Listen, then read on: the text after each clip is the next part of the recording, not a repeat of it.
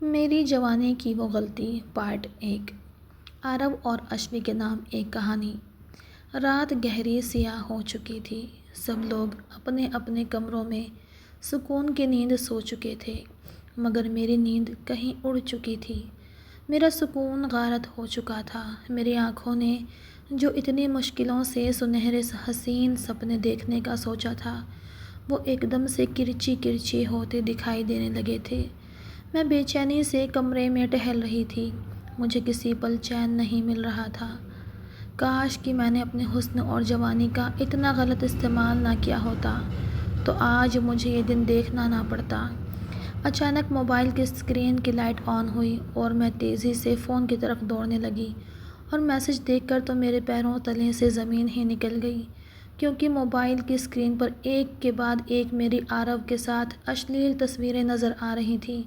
ایسی تصویر جو ایک شریف خاندان کو تباہ کرنے کے لیے کافی تھی، جو ایک لڑکی کی زندگی کو ایک لمحے میں برباد کر کے رکھ دیتی، اور ان کو بھیجنے والا اور کوئی نہیں بلکہ عرب کا دوست تھا۔ تصویریں بھیجنے کے بعد اس کا میسج بھی آیا، جس میں ہوٹل کا نام اور ٹائم بتایا گیا تھا۔ اگر میں کل وہاں نہ پہنچی تو یہ ساری تصویر میرے منگیتر کو بھیج دی جائیں گی۔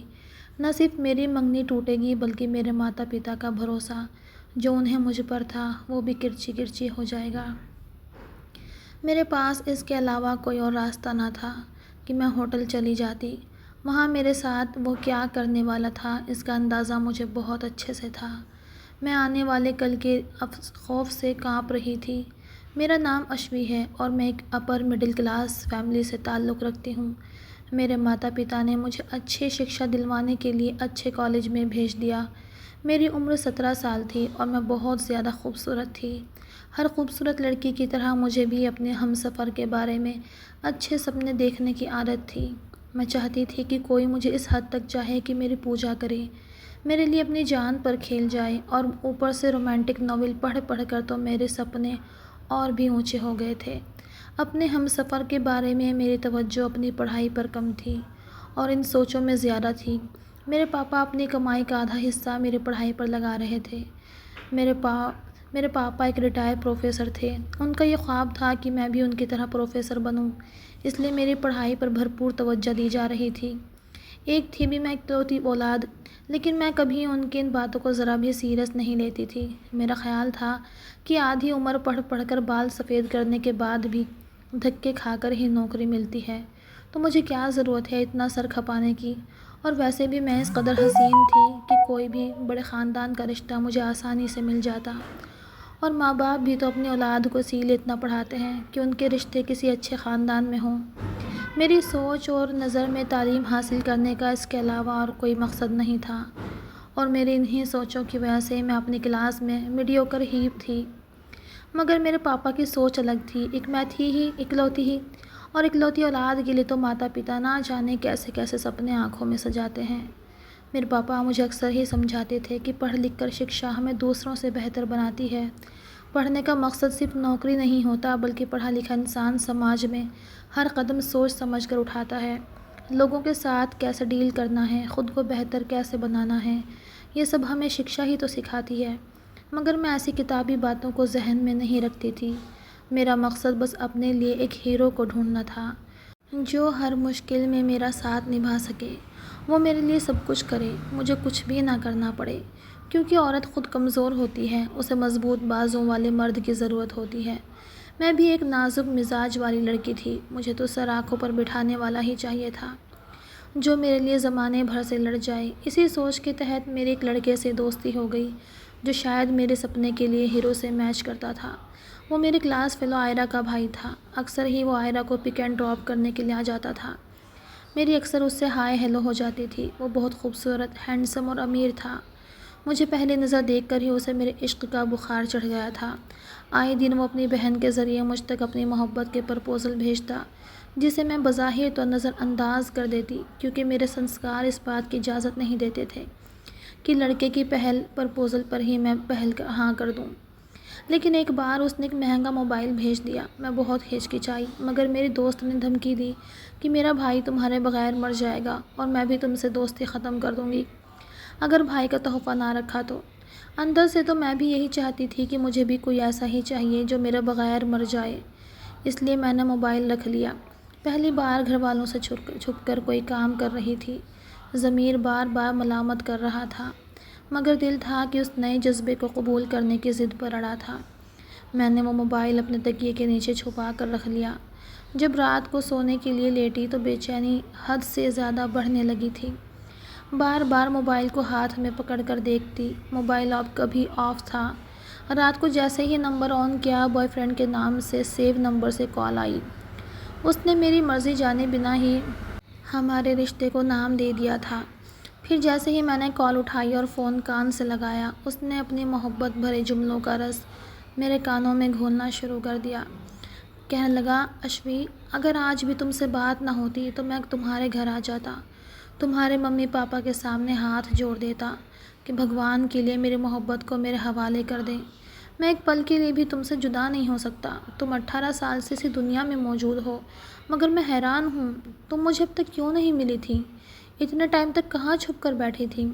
تمہارا حسن ایسا ہے کہ تمہارے لیے ہزاروں تاج محل بنائے جائیں۔ میں اس کی باتیں سن کر ہواؤں میں اڑنے لگی، میرے کان سرخ ہونے لگے۔ یہ سچ ہے کہ آج تک مجھے ایسے کسی نے پرپوز نہیں کیا تھا، اور اب کیا تو میں ہواؤں میں اڑ رہی تھی۔ عارف سے بات کرنے کے بعد مجھے چین ہی نہیں مل رہا تھا۔ پڑھائی میں میرا دھیان پہلے سے بھی گھٹ چکا تھا، اور اوپر سے ایگزام بھی سر پر آ گئے تھے، مگر میں ساری رات اس کے ساتھ فون پر لگی رہتی تھی۔ اسے بھی شاید میرے علاوہ اور کوئی کام نہیں تھا، اور اسے ضرورت بھی کیا تھی؟ وہ امیر باپ کا بیٹا تھا، سونے کا چمچ منہ میں لے کر پیدا ہوا تھا۔ کوئی کام نہ بھی کرتا تو اس کی زندگی میں کوئی مشکل نہ تھی، مگر میں نے اپنے ماں باپ کے سپنوں کو اپنے پیروں تلے کچل ڈالا تھا۔ رزلٹ دیکھ کر میرے پاپا نے کہا تو کچھ بھی نہیں۔ میں تھوڑی دیر کے لیے شرمندہ ہوئی تھی کہ پاسنگ مارکس بھی نہیں آئے تھے، مگر عارف کی باتوں نے میرا جی بہلا دیا۔ اس نے کہا، تمہیں کیا ضرورت ہے کتابوں میں سر کھپانے کی؟ میں ہوں نا، میں تمہارا ہر خواب پورا کروں گا، سر آنکھوں پر بٹھا کر رکھوں گا، بس ایک بار تم مجھ سے مل لو۔ اب فون پر گزارا کرنا مشکل ہے، بہت بے چین ہوں۔ میں نے کہا، میں مل نہیں سکتی، تم بس اپنے ممی پاپا کو میرے گھر بھیج دو رشتے کے لیے، اس کے بعد ملتے رہنا۔ عارف میری بات سن کر بولا کہ یار، ابھی ہماری شادی کی عمر نہیں ہوئی، صرف 18 سال کی ہو تم، اتنی جلدی کہاں شادی کریں گے تمہارے گھر والے؟ مگر میں نے کہا کہ یہ میرا مسئلہ ہے، ان کو میں سمجھا لوں گی۔ اس نے کہا، اچھا، پہلے ایک بار ملنے تو آ جاؤ، اس کے بعد شادی بھی کر لیں گے۔ اگر کل تم ملنے نہ آئی تو واقعی میں زہر کھا کر مر جاؤں گا۔ یہ کہہ کر اس نے فون بند کر دیا۔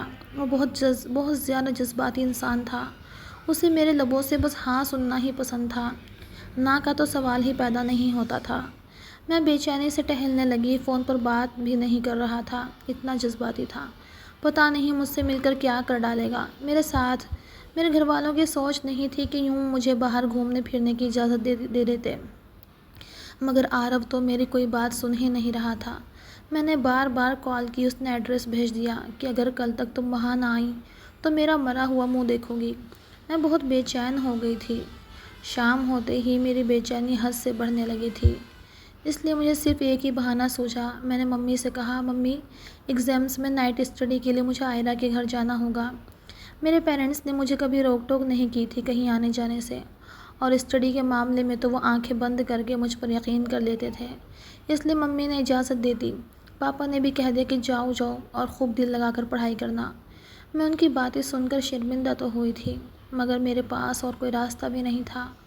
عارف واقعی اپنے ساتھ کچھ کر لیتا، میں بھی شاید خود کو کبھی معاف نہ کر پاتی، اس لیے میں اس کے بتائے ہوئے ہوٹل پہنچ گئی۔ سفید رنگ کا فراک پہنا تھا میں نے، جس میں میرا حسن اور بھی زیادہ کھل رہا تھا۔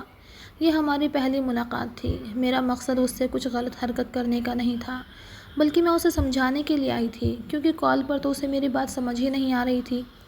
روبرو بیٹھ کر بات کروں گی کہ اپنے گھر والوں کو میرے گھر بھیج دے تو شاید اسے سمجھ آ جائے۔ ویسے بھی وہ مجھے اس قدر قریب سے دیکھے گا تو اسے قائل کرنا آسان ہوگا، اسے میری بات ماننا ہی پڑے گی۔ میں انہی سوچوں میں ہوٹل پہنچی۔ ہوٹل بہت زیادہ شاندار خوبصورت تھا۔ میں نے روم نمبر کاؤنٹر پر کھڑی لڑکی سے پوچھا تو اس نے اوپر جانے کا اشارہ کیا۔ جب میں کمرے کے سامنے کھڑی ہوئی تو دل کی حالت بڑی عجیب تھی۔ سوچا کہ پلٹ جاؤں، مگر میرے پلٹنے سے پہلے ہی دروازہ کھل چکا تھا۔ کہانی کا پہلا بھاگ یہیں تک تھا۔ भाग 2 कल अपलोड किया जाएगा।